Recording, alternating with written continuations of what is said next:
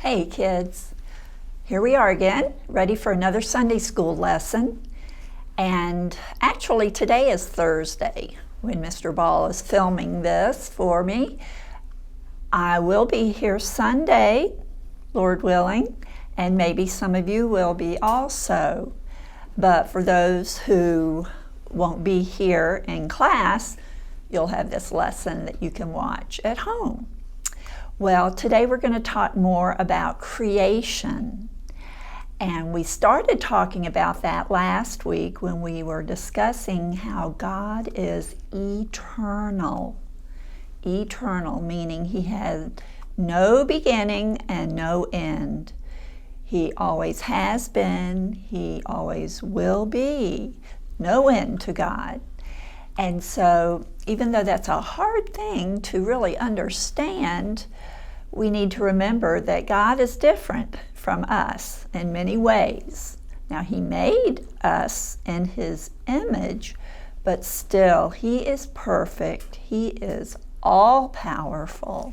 He can be everywhere all the time, and He knows everything. So He is different. And so that's how He can be eternal. So even before there was a world, even before there was an earth, God existed. God was there. And there was nothing but darkness. And we remember last week we talked about how He didn't need us. That's not why He created us. He didn't need our help. But He wanted to create this world and people, and He wanted us to have things to do. And we'll learn more about that as we go on. But today we're going to talk about what God did the first 3 days when He started creating. And I have some things to show you along the way. First of all, I want to read to you from the first book of the Bible, which is Genesis. And our Bible verse from last week was, "In the beginning, God created the heaven and the earth." And then it goes on to say, "And the earth was formless." So remember our verse last week, it showed the earth looking like this. It had a form, didn't it? But before it took on that shape, it was formless, and void and darkness was over the surface of the deep, and the Spirit of God was moving over the surface of the waters. And then God said, "Let there be light." Wow, all He had to do was speak, "Let there be light." And do you think there was light? Yes, for the first time, bright, shining, glittering light, completely different from the way it had been before. It must have been a beautiful thing to see. Now, God just had to speak that, and it occurred. We can't do that, can we? If we want light, if it's dark and we want light, we have to turn on a light switch or a lamp, or let's see here, maybe you have a lantern at your house. I have a little lantern here I keep in my car. That way if I need to see something in the car at night, I can see it really well. Okay, and then I can turn it off. But I couldn't make that light appear all by myself. There are batteries in there. I have a little flashlight that I keep in my purse, and so the flashlight is another way that I can make light, although I didn't make the light. Again, there's a battery and there's a bulb in there, and so I couldn't make that light on my own. Now I have a lighter here, and it will create light, fire too, and I can light a candle. That would enable me to see in a dark place. But again, I didn't make that light. And then I have a little candle here. Again, this has batteries in it. This you put in a candle holder, and you don't have to worry about anything catching on fire. So it gives off a little light too. So there are all kinds of things we have that we can use to produce light, but it's not like we can just say, let there be light, and there is light. Only God could do that. And so that's what he did. On that first day, he made light. And was it a good thing? Yes. And it's interesting that so many times as we read about how God created things, he said he saw it and it was good. Now, if we go on from there, we read how God said, let there be an expanse in the midst of the waters, and let it separate the waters from the waters. Did you know there's water up above us? You know that in clouds we see clouds produce rain, and there's humidity in the air. We surely have felt that this summer when you feel so weighted down by just breathing. So God created the waters, the expanse, to separate the waters from the waters. So God did that on the second day. He called the expanse heaven. And so that's where that word comes from. And then there was evening and there was morning, a second day. Then God said, let the waters below the heavens be gathered into one place. And God called that the seas. So they are gathered in one space. And he said, let the dry land appear. And so that happened as well, dry land. And God called the dry land earth, and the gathering of the waters he called seas. God saw that it was good. Then God said, let the earth sprout vegetation. Now, how many of you like vegetables?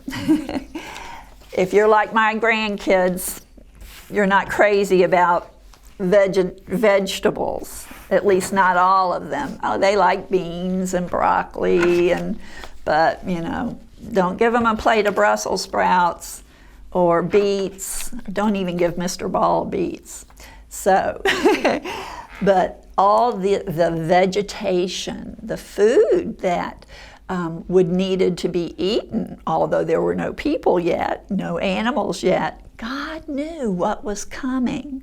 And so he not only made vegetables appear and fruit appear, but he caused trees and forest and grass, all kinds of vegetation.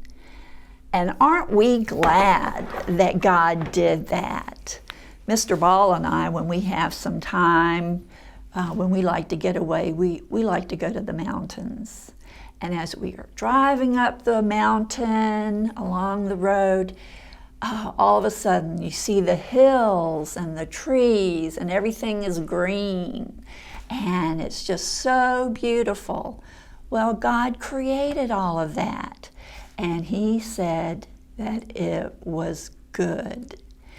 And you know how God made them? I mean, he is so smart. He made them with seeds so that they could produce more of the same kind of vegetation. Now, I don't know if the camera's going to pick that up too well, but these are some pepper seeds. Last night we had some peppers for dinner, and so when I cut the peppers open, all these little seeds fell out. so I just put them on a piece of tape so I could bring them in today. I think you know what kind of seed this is. This is a peach pit.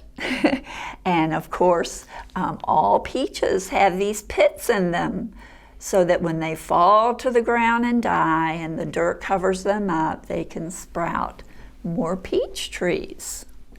I have a package of beet seeds. Mr. Ball didn't plant all the beet seeds last year. So here's a little package of some beet seeds. And then zinnia. Those are a kind of flower. So we know that God made all these plants that He made, all the vegetation with seeds that will produce more of the same kind of plant, whether it's food or whether it's a tree. You know what falls out of an oak tree? Acorns. And if you leave those acorns in the ground and they get covered up, guess what happens? Little oak trees begin to grow. So that's the way God designed things, so that things could reproduce, so that there could be more of the same kind of things. Well, let's see. What did God say after that? And the earth brought forth vegetation, plants yielding seed after their kind, and trees bearing fruit with seed in them after their kind. And God saw that it was good. And there was evening, and there was morning, a third day. So when God created the light, and it separated the light from the darkness, He called the light day and the darkness night. And the first 3 days of creation, these are the things that God created. You know, if you and I could not hear, we would talk with our hands.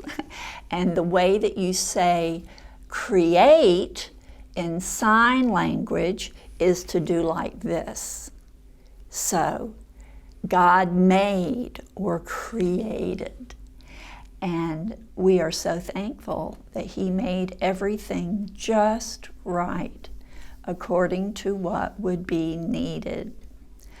God is the master designer and planner. And like I told you last week, as you get older, you're going to hear people say, oh, God didn't really create this world. But you remember that the Word of God is true.